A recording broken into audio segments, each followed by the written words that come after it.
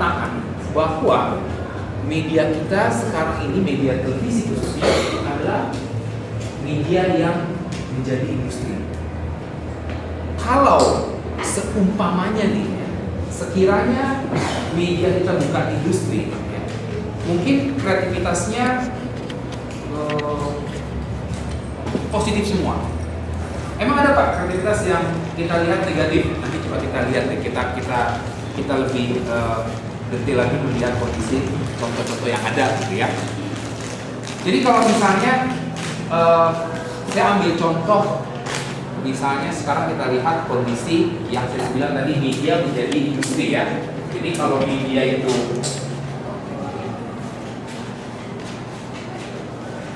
media televisi kita ini menjadi industri,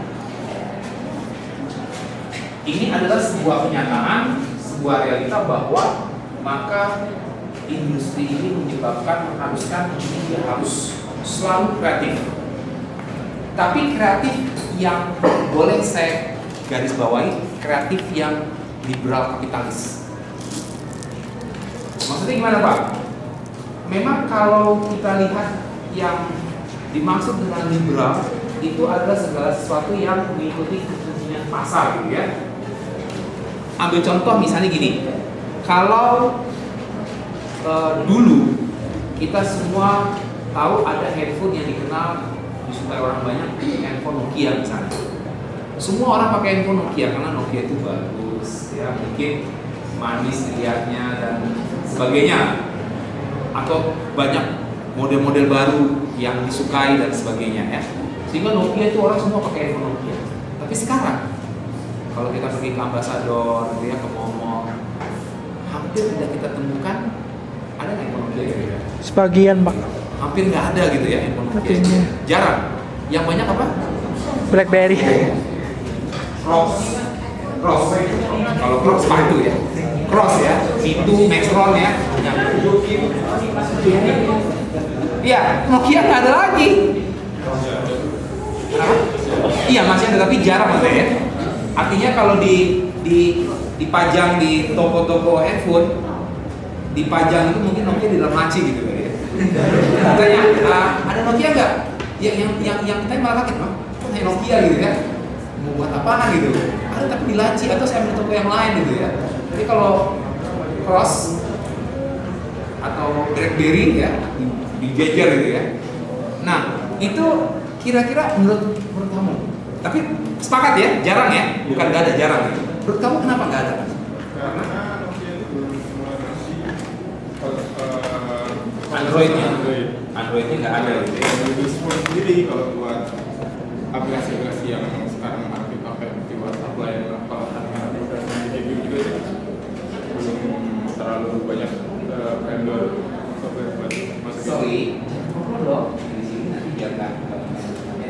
Ya, tapi kira-kira kalau nanti dia ada Androidnya juga, menurut kamu bisa nggak dia se-level sama yang sekarang ada? Sekarang udah ada produk Nokia X Plus dan X3.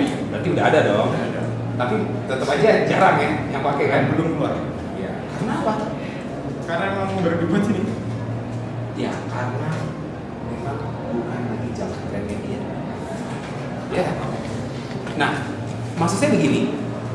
Saya pengen tarik lagi ke penjelasan saya tadi di atas bahwa media televisi kita yang menjadi industri maka mengharuskan kreativitas itu begitu dahsyat dan begitu luar biasa sehingga muncul berbagai macam program-program yang kreatif yang memang juga harus sesuai dengan kondisinya.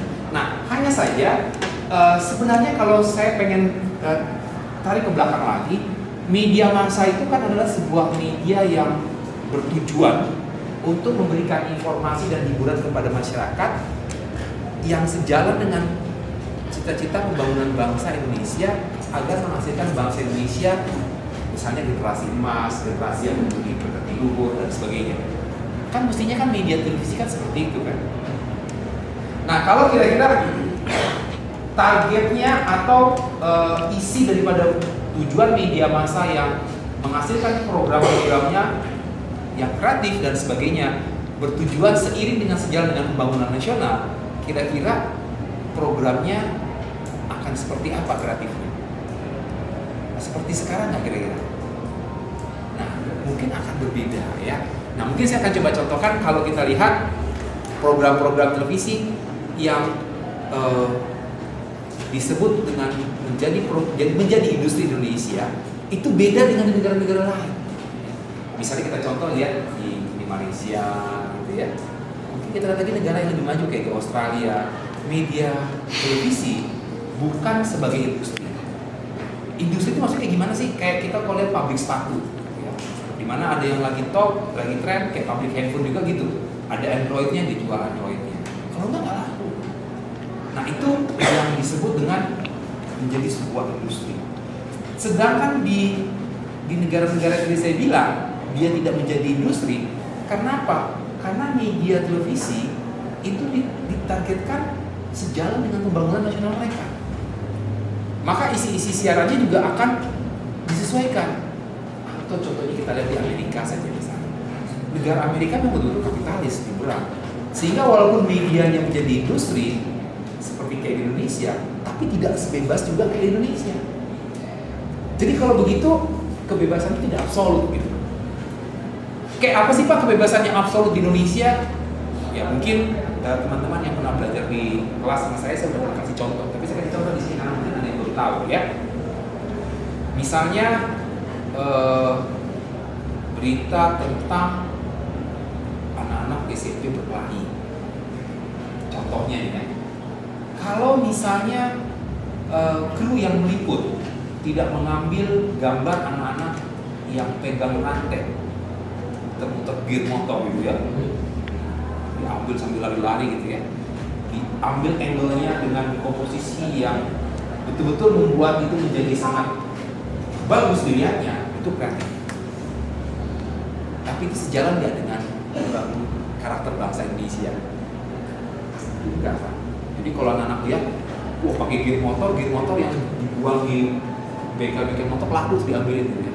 Karena dia terinspirasi. Wah, kalau pakai gear motor itu gampang mungkin ngayunnya, pakai rantainya dan sebagainya. Termasuk waktu John Kay berantem itu ya, berkelahi di TV muncul samurai di asa-asa ke aspal supaya keluar apinya segala macam. Itu kreatif. Tapi kreatifnya bukan itu Mas.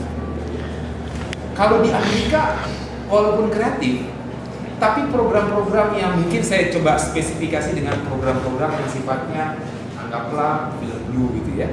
Dia ada di TV kabel, beda dengan TV yang terbuka seperti yang saya maksud. Jadi artinya orang yang mempunyai TV kabel yang khusus film-film dewasa kan di blok dia khusus. Artinya nggak terbuka bebas. Tapi ketika terbuka bebas dia tidak munculkan itu. Contohnya misalnya waktu Whitney Houston meninggal aja. Belum lama kan? Meninggalnya di mana? Di hotel Beverly Hills kan? Kan waktu pertama kali beritanya muncul hanya dari helikopter dikasih. Ini loh hotelnya Beverly Hills, ya. Di mana Whitney Houston meninggal gitu kan? Gak ada tuh gambarnya, mayatnya atau dieksploitasi kamarnya segala macam karena nggak bisa masuk ke wartawan. Betul-betul dijaga ketat sama polisi. 2 minggu setelah itu dibawa keluar pakai kotak peti, boro-boro mayatnya petinya nggak kelihatan ditutupin pakai kain putih sama polisi dan sebagainya. Nah ini hanya saya ingin garis bawahi bahwa yang dimaksud dengan kreativitas dengan idealisme atau mengikuti standar operation prosedur berdasarkan peraturan perundang-undangan yang berlaku di sebuah negara itu harusnya suitable, artinya sejalan. Jangan tabrakan gitu. Kalau kita kan tabrakan ya. Jadi peraturan law of the game-nya ada, kreatifnya juga ada. Tapi absolut ini bablas. Sikat terus. Pokoknya yang penting cross tadi laku. Karena cross ini kalau misalnya nggak kayak Samsung, kayak Nokia nanti hilang ya. Mungkin harganya murah, mungkin tampilannya kayak BlackBerry ya, mungkin kayak G-Note, tapi ternyata begitu dipencet nggak smooth gambarnya misalnya, apalah pokoknya ya. Jadi itu dimaksud dengan kapitalis liberal yang di pasar. Indonesia kan negaranya bukan negara kapitalis, bukan negara liberal, bukan kan? Katanya Pak Harto itu negara Pancasila. Ini kalau kita bahas Pancasila itu kayak gimana kan panjang ya. Jadi negara apa sih maksudnya? Negara yang tidak liberal, artinya negara yang sifatnya harus mengacu kepada budaya bangsanya gitu ya. Silakan kreatif programnya. Tapi sekarang ini Charlie Angels nih tiga. Kenapa terlambat? Habis makan Mbak ya? Oh, habis sholat. Sebelumnya ada kuliah kali ya, pulang ya. Ya memang kalau sholat alasannya cepat banget. Saya juga tadi habis sholat juga, tapi nggak terlambat. Lebih cepat sholat juga ya. Oke, biar lain kali nggak mengganggu teman yang lain. Baik, selanjutnya ya. Jadi saya pengen coba gambarkan begini. Jadi saya tekankan tujuan daripada media massa, khususnya televisi, secara audiovisual, itu sebenarnya dia menyiapkan program-programnya harus jalan dengan cita-cita bangsa ini membangun generasi mudanya menjadi generasi muda emas, generasi muda yang punya karakter. Mestinya seperti itu. Lalu yang kedua, kita punya rule of the game, peraturan perundang-undangan yang sangat bagus, yang begitu mahal biayanya, dibuat oleh lembaga DPR yang terhormat. Kalau nggak pakai terhormat marah dia. Orang DPR itu jadi anggota DPR itu luar biasa sulitnya. Di besok mereka bertarung menjadi anggota DPR. Udah jadi anggota DPR, mereka sangat minta dihormati. Sampai kalau kita menjawab pertanyaan dia nggak mau digabung sekaligus, semuanya sendiri-sendiri disebut namanya. Ya, saya namanya Fauzi, kepada Bapak Fauzi, anggota DPR yang terhormat. Saya jawab pertanyaan Anda gitu ya. Makanya kalau yang dipanggil sama DPR, mereka semua pada siap-siap jantung second gitu. Jantung 2, kalau nggak bisa mati di situ. Karena pertanyaannya aneh-aneh gitu ya. Kadang-kadang mereka yang begitu hebat punya ahli, kita baca di koran ya, lihat berita-berita, pakar-pakar yang ahli-ahli masuk ke DPR, ditanya sama anggota DPR, lenger. Padahal yang tanya itu betul-betul ngerti gitu ya. Nah itulah mungkin contoh sebagai besar daripada kita bahwa yang saya ingin gambarkan, rule of the game-nya sudah dibuat dengan sangat baik dan dengan biaya yang sangat mahal, tapi nggak dijalanin, nggak dilaksanakan. Kenapa? Karena kita tadi menganggap bahwa kita punya kebebasan yang absolut, yang sebebas-bebasnya. Tadi saya kasih contoh ya, misalnya gambar anak berantem. Kalau misalnya nggak dimunculin Pak, nggak kreatif. Sebenarnya bisa kreatif yang tidak seperti itu, bisa aja. Kayak gimana kreatifnya? Nggak dinamis, nggak ini ya. Muncul gambar misalnya ada sebuah contoh, ada seorang atau orang enak ngomong itu, tapi mungkin contoh aja loh ya, ada seorang ke pasar ke Tasik ketangkep di sebuah hotel misalnya, kita yang muncul gitu ya, terus gambarnya tuh kelihatan tuh misalnya ada gambar macam-macam, tapi di media TV yang satu nih gambarnya nggak ada, terus direksinya bingung, kok gambarnya nggak ada ya, yang liput siapa nih, misalnya yang liput anggaplah si A, panggil A. Kenapa tadi gambarnya kok kamu meliput tentang hotel ini kok nggak ada gambar-gambar ini itu ya, kelihatan ini segala macam? Kan nggak boleh Pak. Loh, yang bilang nggak boleh siapa? TV lain pada nyarin.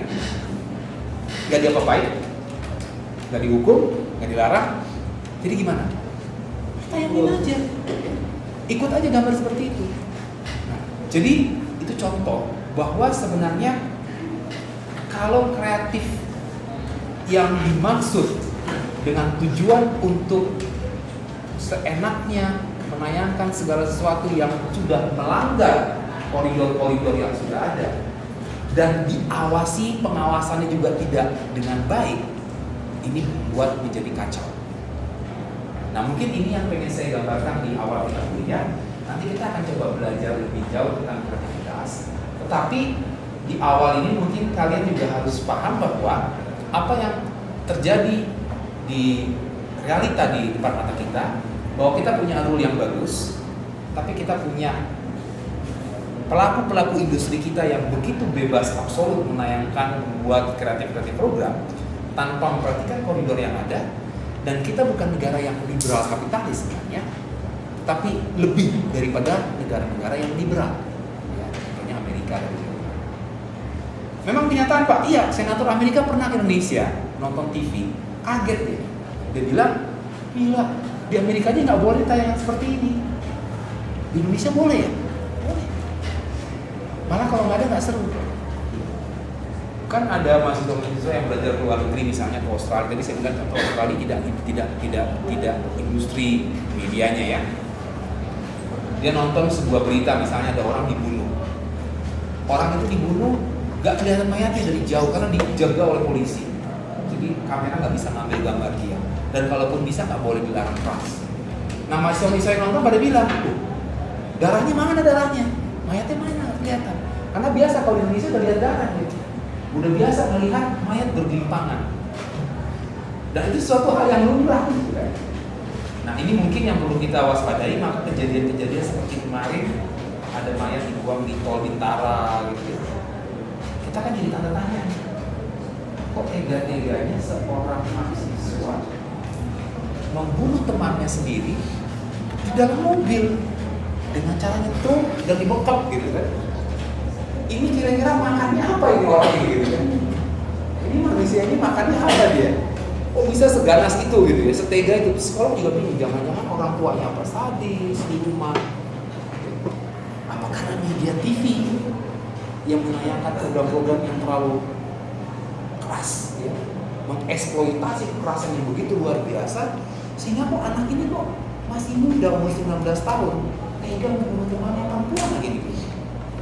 Terus yang perempuan juga udah bunuh perempuan juga gitu ya, berdua janjian membunuh orang, begitu dibuang sekarang. Padahal sudah banyak kejadian-kejadian manusia dibunuh dan ketahuan dan dia seperti nggak takut. Ya, ini contoh mungkin beberapa kasus yang terjadi di negara kita yang kita harus waspadai. Apakah ini penyebabnya? Salah satu andilnya adalah karena peran industri media yang mengeksploitasi kekerasan begitu luar biasa.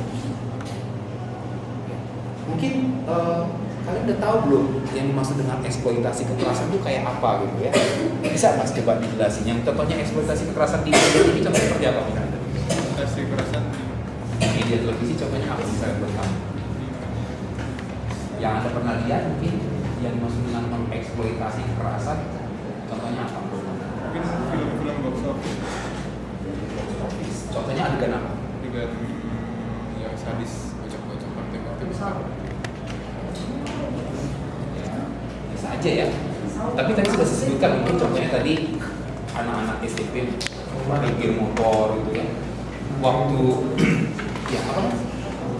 Tawuran tadi ya. Terus yang di Tanjung Priok ada Satpol PP dikejar-kejar sama pengikut makam keramat itu yang udah sampai di pinggir jurang, pegangan pohon masih digebukin juga gitu ya, ditayangin gitu kan. Pak, kalau satu acara televisi yang berhubungan Pakistan itu maksudnya eksploitasi juga. Nah ya, kalau dia bentuknya styrofoamnya itu kayak benda keras itu langsung memukul orang-orang yang seperti kayak betul-betul disiksa gitu ya. Saya anggap menurut perspektif saya itu termasuk mengeksploitasi keras. Masuk karena adegan itu sebenarnya kan tidak ada manfaatnya kan. Kembali kita ke tadi ya, ke pembahasan kita pertama bahwa dia sejalan dengan tujuan membangun karakter bangsa kita. Nah kalau dia tujuannya seperti itu, berarti kan nggak ada ya. Seperti tadi yang berkelahi, Tanjung Priok yang udah jatuh, Sapam itu sampai mau digebukin, ya masih ditayangkan ya. Bahkan polisi yang digebukin pakai batu di Papua pernah juga itu kan. Nah ini orang-orang Papua yang di asrama Cendrawasih Tanah Abang, nggak tahu apa-apa dia dikejar-kejar polisi. Padahal dia mahasiswa ya, dengan hubungannya sama orang Papua yang di Irian Jaya, tapi dia dikejar-kejar orang karena dia ikut kena tumbalnya, dianggap dia kelompok orang yang membunuh polisi. Dan yang paling waktu ditayangkan dibilangin sama reporternya, sama penyiarnya, pemirsa kami mohon maaf, tayangan ini semestinya tidak layak untuk ditayangkan gitu ya. Tapi ditayangin juga keluar teman. Jadi aneh gitu kan. Nah itulah yang saya coba spesifikasikan bahwa yang dimaksud dengan industri seperti itu. Sedangkan kalau kita lihat di Malaysia, di Australia itu tidak dijadikan media itu menjadi sebuah industri, sehingga dia tidak perlu mengeksploitasi. Jadi sopan saja. Karena kalaupun dia ingin mengikuti kemauan pasar yang diinginkan oleh pasar seperti apa, nggak percuma buat dia. Tapi memang itu mendukung karena apa, penduduk di Australia juga tidak terlalu banyak dan kualitas intelektual masyarakat di sana juga sangat tinggi. Nah kalau kita di Indonesia boleh kita harus mengakui bahwa masyarakat kita intelektualitasnya, kedewasaannya masih sangat rendah. Terbukti dengan tayangan-tayangan yang muncul. Kita mesti mengakui. Ya. Jadi kreatif tapi bertabrakan dengan kondisi-kondisi tadi. Jadi kita sudah paham bahwa kreatif itu juga harus kita spesifikasikan yang seperti ini yang baik, yang ini mungkin yang kurang baik.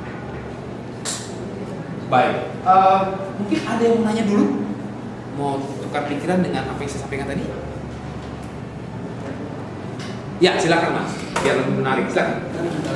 Kalau tuh kadang tuh kayak acara televisi yang tujuannya menghibur, Ya. tapi banyak eksploitasi yang banyak kekerasan terjadi kayak misalnya, tapi bendanya tuh benda apa kayak keras gitu apa, kayak atau besar, Kayak styrofoam tadi ya. ya tapi tujuannya untuk menghibur itu gimana Pak? Menurut Pak? Ya,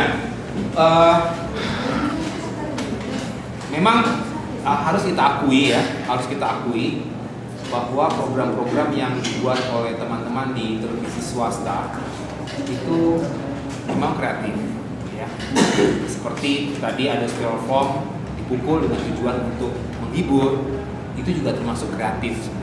Mereka juga sudah berusaha kok untuk menciptakan sebuah karya-karya yang betul-betul ya disukai oleh masyarakat dan disukai oleh pasar. Hanya saya tadi coba saya gambarkan bahwa yang dimaksud dengan mengeksploitasi kekerasan, mengeksploitasi kemiskinan, dan mengeksploitasi seksualitas, ya, itu juga bisa menghibur. Itu bisa menghibur. Tapi kalau nggak dieksploitasi bisa menghibur nggak? Kalau nggak dieksploitasi bisa. Karena kalau dieksploitasi sebenarnya ini adalah sesuatu yang sifatnya liberal tadi. Mungkin saya coba gambarkan ke belakang begini. Ada orang kasih uang, kuis atau apapun, reality show. Orang susah. Saya kasih uang kamu ya 10 juta, habisin uangnya dalam waktu 30 menit. Oh iya itu.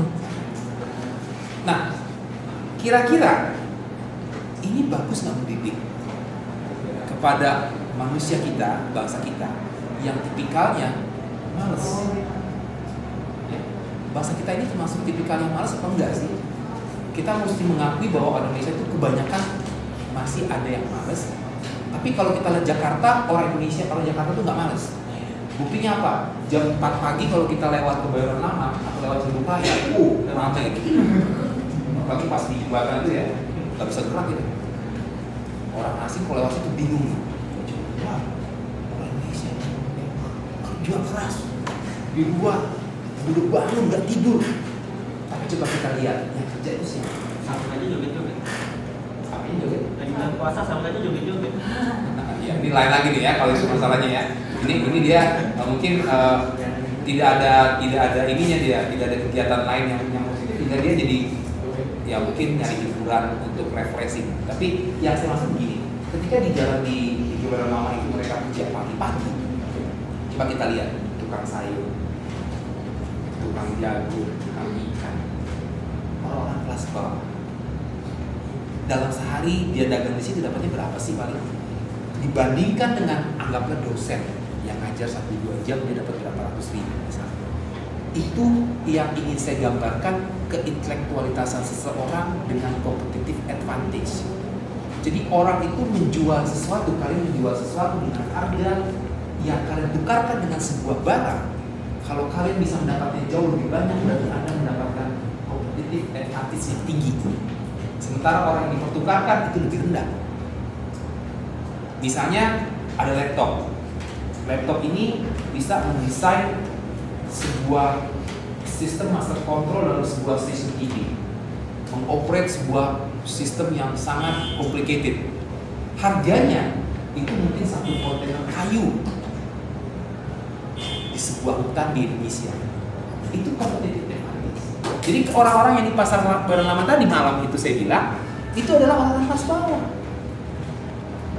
Ya.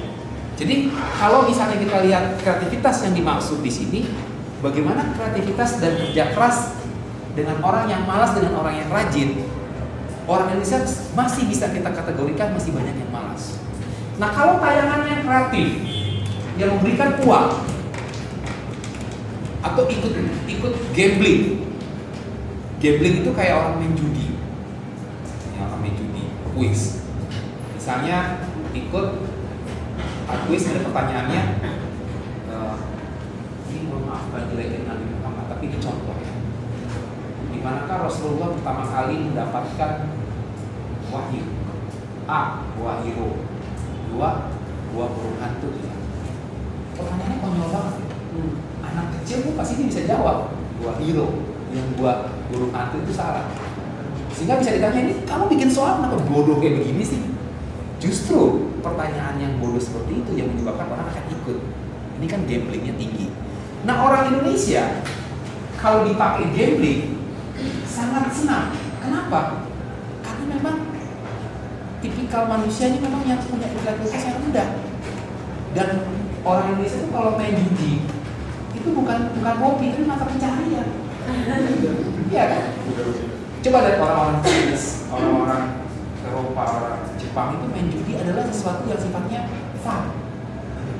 Saya pernah dulu punya instruktur waktu saya di Jepang itu, dosen saya itu profesor doktor, profesor yang sudah sangat penghargaan besar, udah intelek, guru besar di sebuah perguruan tinggi, pulang aja ngajakin saya nongkrong di tempat minum-minuman keras, saya juga kaget. Ya Andi ikutin nongkrong katanya gitu. Dia minum di situ, dia ikut main judi, duitnya habis dia pulang. Ya Andi udah selesai pulang.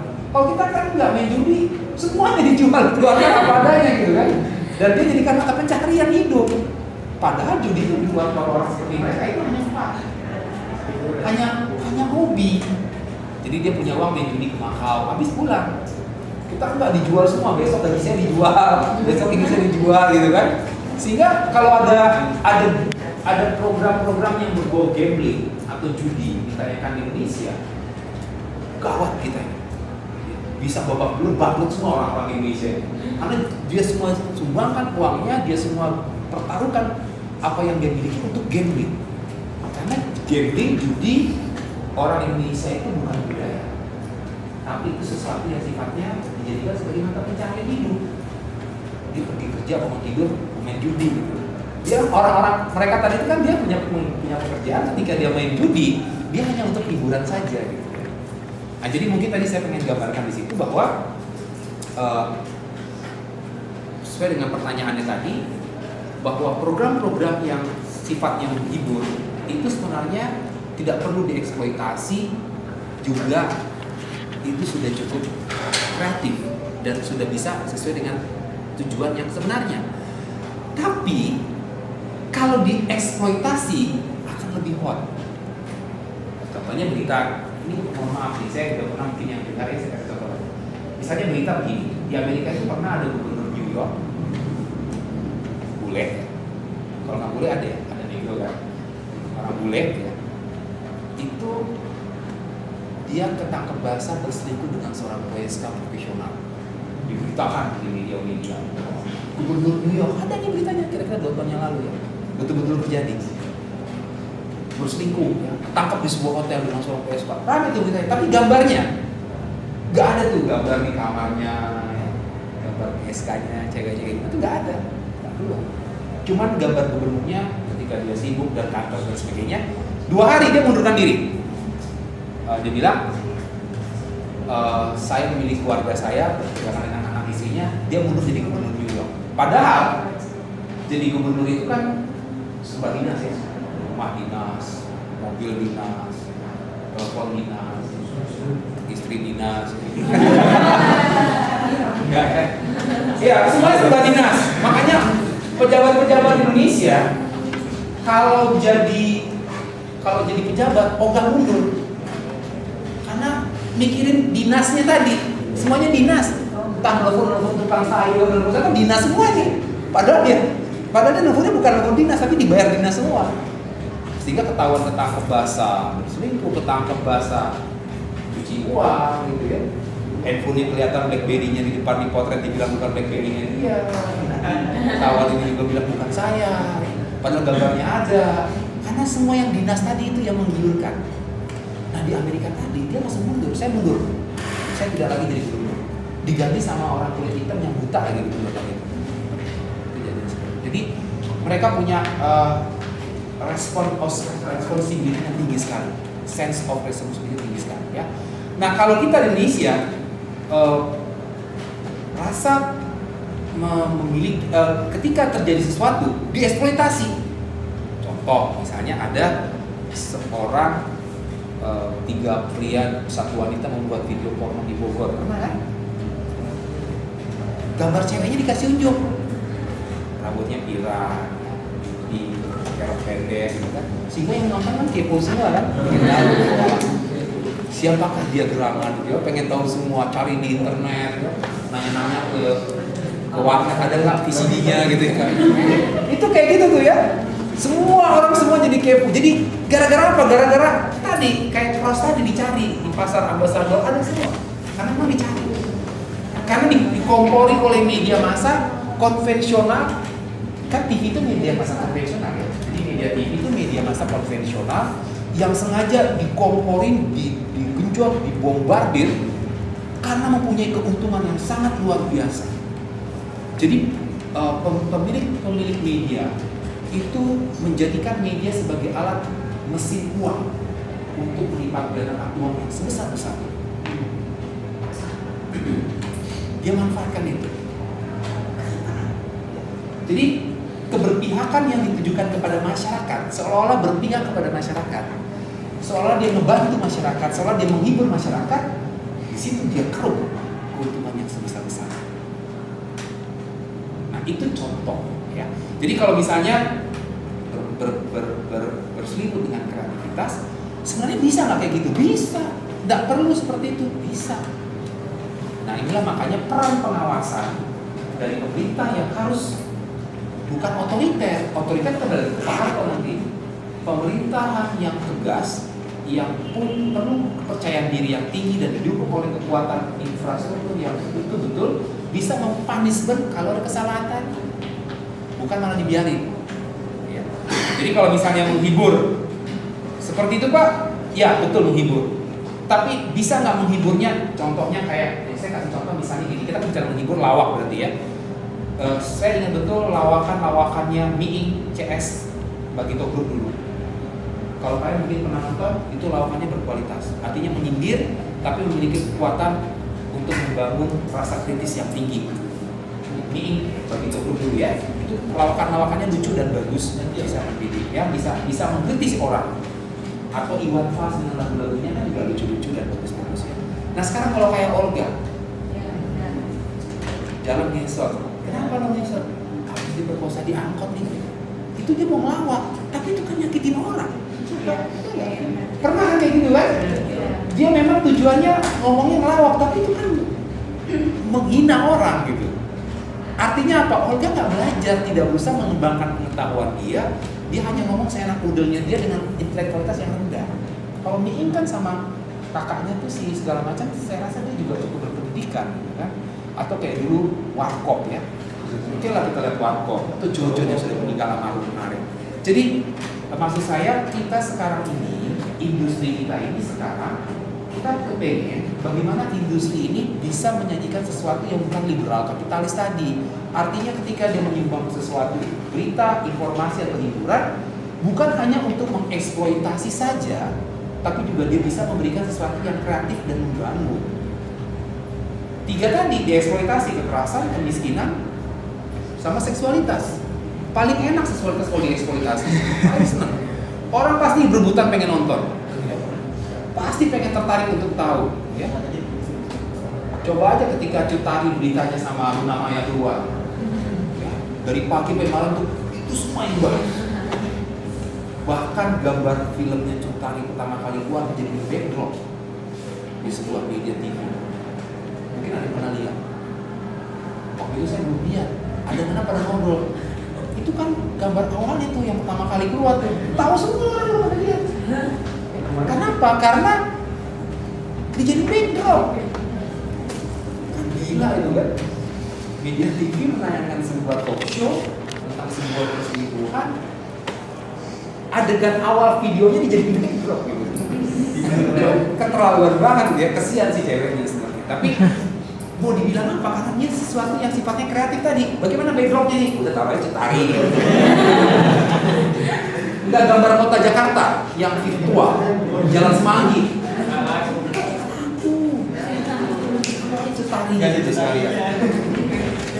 Yang lagi tengkurap pakai baju hijau. Jelas lagi deh ya, nggak tahu kok kan. Ya nggak mungkin lah, nggak tahu. Orang di ujung langit ya, di benua Eropa aja nonton kok dia. Media internet kan sangat terbuka dan kita ibarat di sebuah desa yang kecil. Ya. Jadi media internet media baru. Berarti kan ini biar tahu ya. Mbak, ya, udah ya. Media baru, media yang bukan konvensional yang menjadikan kita menjadi sebuah desa yang kecil. Orang di Eropa, orang di Kairo, orang di Afrika Selatan juga nonton tari Indonesia. Itu betul, mereka tahu. Begitu kita nonton juga dia nonton. Kita bisa BB-man, baju tari nih. Saya tidak nonton, dia nggak buka. Buka aja gitu BB. Dia tahu semua pasti kan. Kalau nggak tahu malah kebangetan. Tapi jangan ditayangin. Jangan ditayangin di media TV. Anak kecil pada tanya nanti, Pak itu apaan sih Pak? Mama itu apaan sih Pak? Masa ditayangkan di media TV seperti itu? Dan itu membuat mental kita menjadi rusak gitu ya. Jadi styrofoam untuk hiburan boleh aja, tapi coba yang kira-kira mendidik. Karena kreatif yang mendidik itu sulit loh. Kreatif yang positif itu memang sulit. Tapi kalau kreatif yang sifatnya mengeksploitasi kekerasan, mengeksploitasi kemiskinan, mengeksploitasi seksualitas itu gampang. Kadang gini Pak, udah dikasih peringatan di bawahnya kita kecil. Tetap dia itu sama anak-anak. Iya. Itu kan kalau misalnya contohnya smack. Sebenarnya dalam peraturan dikatakan olahraga keras kayak smackdown atau olahraga lain yang pokoknya olahraga yang keras dan dialog seks ya. Dialog seks bukan film porno loh. Ya. Kalau film porno nggak boleh. Di Indonesia itu ada undang-undang mengatakan film porno boleh nggak boleh. Dialog seks itu maksudnya ya orang bercerita bagaimana kehidupan seksnya dia. Ngobrol doang. Lagi buat itu boleh tapi jam 12 malam.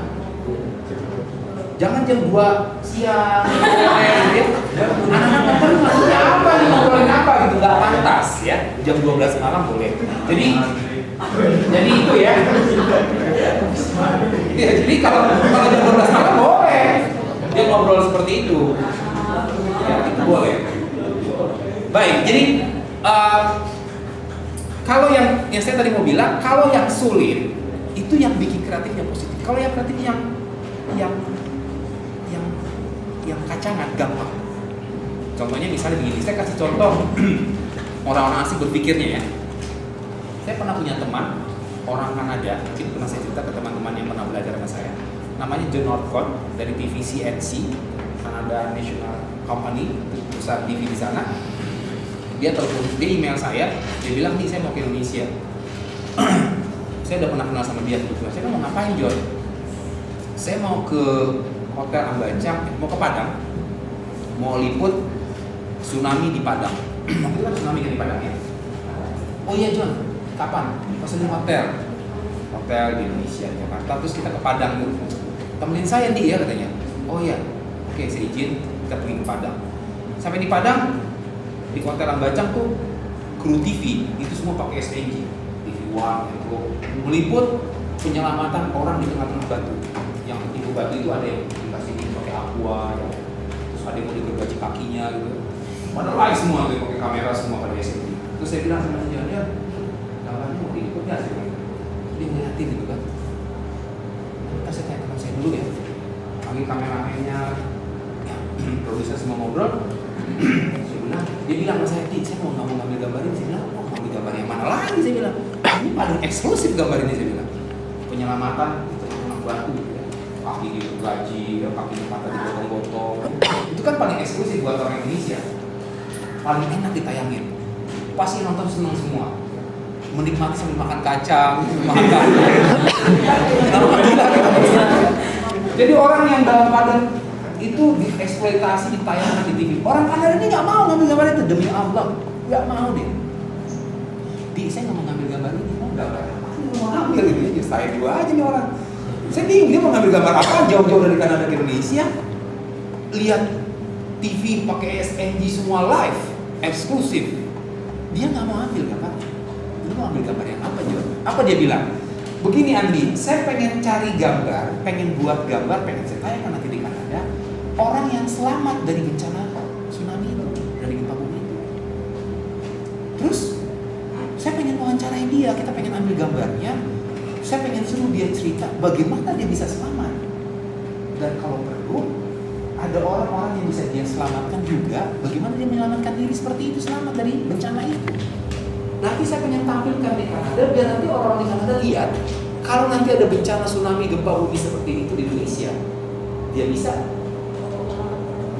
seperti apa yang telah dialami oleh orang Indonesia selama tadi. Itu dia saya mengambil gambar mati gua. Nyari di mana nih saya bilang gitu kan?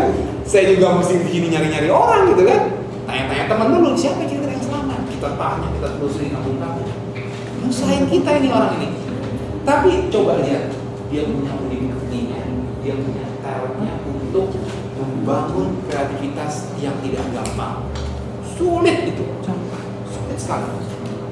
Dan dia bangun berita yang positif dan bermanfaat bagi orang banyak. Bukan kayak kita nonton orang diangkat kakinya, kupingnya melepas, kakinya sekre, digotong-gotong, dikasih minum aqua gitu. Akhirnya kita suka nonton itu kan ya. Semua nonton seperti itu jadinya. Nah ini contoh ya, jadi mungkin nanti kita bisa kembangkan lagi. Memang saya boleh katakan bahwa kreatif yang positif juga susah gagal. Tapi kalau kreatif yang dieksploitasi gampang. Tancepin kamera, orang pakai SNG live, selesai. Ya. Orang semua pasti nonton itu kan? Pasti orang semua tertarik untuk melihat itu karena apa? Karena itu bagus dianggapnya. Baik, yang lain mungkin yang mau nanya lain biar lebih menarik dari sisi. Silakan. Nah, Mbak yang begitu mau nanya? Saya dengerin bapaknya. Tadi kayaknya nyoleknya ini. Ya, jadi mau nanya sebagai singgah. Oke, yang lain mungkin? Pak, kalau misalkan tayangan dari luar negeri itu jadi kalau orang Indonesia nonton jadi aneh gitu ya Pak kelihatannya.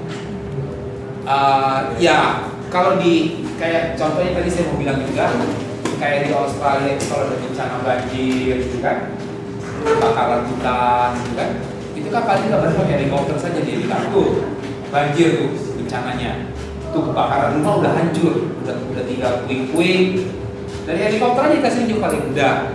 Coba gambar kebakaran di Indonesia, kaos dalam ember gitu, anak kecil nongkrong nangis gitu ya, ember di bawah disembunyikan pakai ember mau 100 ember, pakai ember nggak bakal mati tuh api, malah makin gede tuh api. Itu keluar gambarnya nggak keluar, itu nggak ada manfaatnya kan? Apa itu dieksploitasi? Ini orang lihat orang miskin-miskin banget ya, tinggal di pinggir kali gitu ya. Gembel-gembel begini pakai kaos dalam doang gitu, masuk ke hancur gitu kan. Itu sebenarnya nunjukin kita sendiri itu live kesatuin dan itu dunia ngeliat. Dan yang lebih parahnya lagi, kalau kita eksploitasi kekerasan, jangan salah kalau orang menganggap Indonesia negara yang kanibal. Karena dia lihat loh, Indonesia sangat banget. Kalau di Thailand ada kerusuhan, ada orang mati, nggak keluar gambarnya di Thailand itu, di-tweet sama dia. Tapi kalau kita bilang, oh nggak fair, nggak terbuka, bukan begitu, karena dia memperhitungkan sisi negatif yang keluar dari masyarakat internasional. Kalau Thailand itu jelek, jadi di-tweet sama dia. Nah makanya kadang-kadang kita kalau melihat TV swasta mengeksploitasi itu kan ke satelit. Satelit Palapa kan ketika dia broadcast digaulin ke bawah ke permukaan bumi seperti bumi dapat.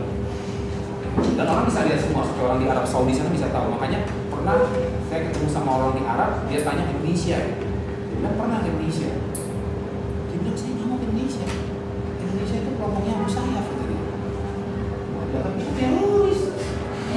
teroris semua sama dia. Karena lihat di TV mungkin dia lihat tuh, gila, yang waktu Ahmadiyah itu ya, orang pakai golok itu diunjukin gitu, terus pakai jongkei, pakai parang digeser-geser. Itu kan secara tidak langsung menunjukkan orang Indonesia itu sangat sangar gitu. Nah itu makanya sebenarnya perang media di dalam satelit komunikasi di luar angkasa itu kan memberikan informasi seluas-luasnya kepada seluruh manusia di permukaan bumi ini, sehingga dia mendapatkan informasi secara langsung. Nah, media TV seperti kayak misalnya contohnya bukan karena saya di TVRI, tapi betul-betul kita lihat di negara-negara juga sama ya. TV publik atau kayak TVRI, NHK, ya, RTM di Malaysia, ABC di Australia, itu juga semuanya bertujuan untuk memblok negara dia bahwa negara itu positif. Jadi bukannya ditutup-tutupi, memang informasi yang disebarluaskan di permukaan bumi dengan satelit komunikasi itu kalau divulgar, dibuka secara fair, terang-terangan yang negatif, orang yang melihatnya menjadi negatif. Ya sekarang kita lihat di Indonesia apa kurangnya sih? Gunung Bromo, Bali, indahnya kayak apa kan? Kita punya hamparan pantai yang panjang sekali. Tapi turisnya dibandingkan Thailand, Bangkok aja 8 juta setahun turis yang datang ke kota Bangkok, belum dihitung seluruh Thailand, belum Pulau Phuket dan lain-lain ya. Indonesia, seluruh Indonesia 8 juta aja susah. Memang Thailand kan dari dulu dikenal dekat dengan Amerika, gaya hidup bebasnya juga kelihatan juga lebih menonjol. Tapi inilah mungkin plus minus yang bisa kita pelajari, bahwa kondisi itu juga mendukung negara kita juga menjadi terpuruk dengan tayangan-tayangan yang dieksploitasi. Setahu saya waktu dalam demo juga dipakai di mana-mana, pas sampai banyak ratusan orang mati dan sempat wisata yang terpuruk. Jadi kalau menurut saya sih di Thailand Selatan juga ada kelompok Islam, itu pun beritanya sampai keluar negeri juga, dan gambar-gambarnya, gambar komunitas sekolah juga ada.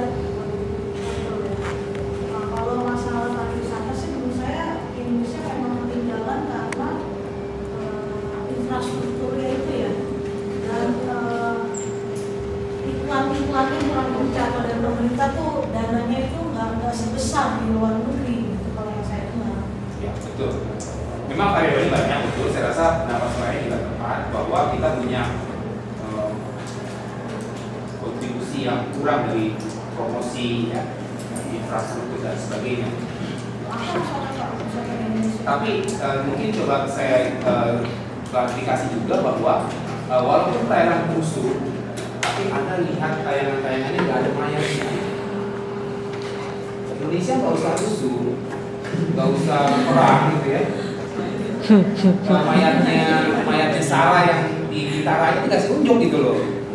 Yang di Bintara mati itu diunjukin gitu kan. Itu kan nggak perlu. Tangannya ada tandanya itu di close up gitu ya, di mayat gitu, nggak perlu. Di Thailand nggak ada. Walaupun ratusan ribu meninggal memang betul-betul. Nah setelah begitu dia terpuruk, dia bicara promosi gila-gilaan. Dengan AirAsia dia kasih kemudahan pesawat itu landing di Bandara Suvarnabhumi dengan harga murah mungkin ya. Sampai AirAsia berani jual pulang pergi ke Bangkok cuma 400.000. Wih, murah banget. Ya, itu kan yang membuat dia juga sukses. Nah kalau infrastruktur saya yakin sebenarnya Indonesia juga tidak kalah sama Thailand ya. Kami juga lihat wisata di sana jauh kita lebih bagus. Untuk kawasan wisata yang Ya kalau misalnya kita lihat Bali sama Phuket sama Bangkok, saya yakin Bali juga bagus. Cuma kita itu ada faktor negatifnya, misalnya gini, yang kita beli di bandara. Turis itu di Indonesia itu kalau datang mesti bayar $25. Murah kan? Murah banget. Turis asing itu kalau di Jakarta, Bali bayar $25. Thailand nggak ada dari tahun bahla, nggak ada bayar masuk ke Thailand itu gratis.